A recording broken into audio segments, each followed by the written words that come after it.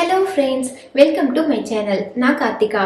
இன்னைக்கு நம்ம பாரம்பரியமான உடலுக்கு அதிக வலிமை தரக்கூடிய உளுந்தங்கஞ்சி ரெசிபி தான் பார்க்க போறோம். வாங்க இந்த ரெசிபி எப்படி பண்ணலாம்னு இன்னைக்கு பார்க்கலாம். அதுக்கு நான் 1 கப் கருப்பு உளுந்து எடுத்திருக்கேன். 1 கப்புக்கு 1/4 கப் பச்சரிசி எடுத்திருக்கேன். பச்சரிசிக்கு பதிலாக நீங்கள் வேறு எந்த அரிசினாலும் எடுத்துக்கோங்க.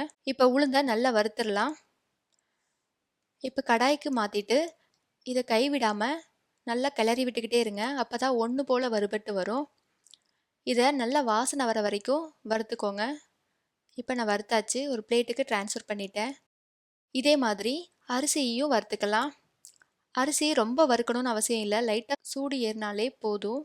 இதையும் ஒரு பிளேட்டுக்கு ட்ரான்ஸ்ஃபர் பண்ணிடலாம். இது ரெண்டையும் கம்ப்ளீட்டாக ஆற வச்சுருங்க.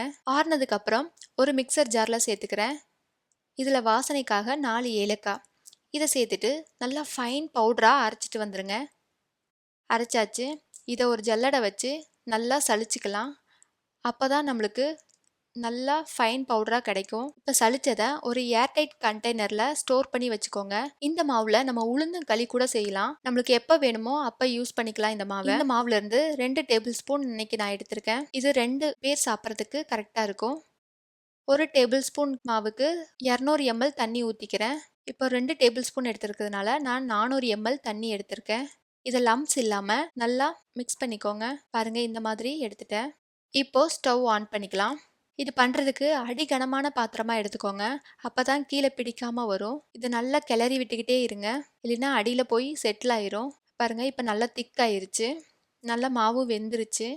இந்த ஸ்டேஜில் நான் 1/4 கப் நாட்டு சக்கரை சேர்த்துருக்கேன். உங்களுக்கு இனிப்பு கொஞ்சம் அதிகமாக வேணும்னா இன்னும் எக்ஸ்ட்ராவாக சேர்த்துக்கோங்க.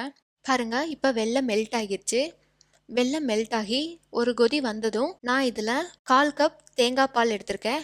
உங்களுக்கு தேங்காய் பால் வேண்டான்ட்டா நீங்கள் காய்ச்சி ஆற வச்ச பால் 1/4 கப் எடுத்துக்கோங்க. இதை ஊற்றிட்டு நல்லா மிக்ஸ் பண்ணிக்கிட்டே இருங்க, இல்லைன்னா அடியில் பிடிக்கிற மாதிரி இருக்கும். இப்போது லாஸ்ட்டாக 1/4 கப் துருவன தேங்காய், அவ்வளோதான். இதையும் சேர்த்துட்டு ஒரு வாட்டி நல்லா மிக்ஸ் பண்ணி விட்டுடலாம். அவ்வளோதான், நம்ம உளுந்தங்கஞ்சி ரெடி ஆயிருச்சு. இப்போ ஸ்டவ் ஆஃப் பண்ணிடுறேன்.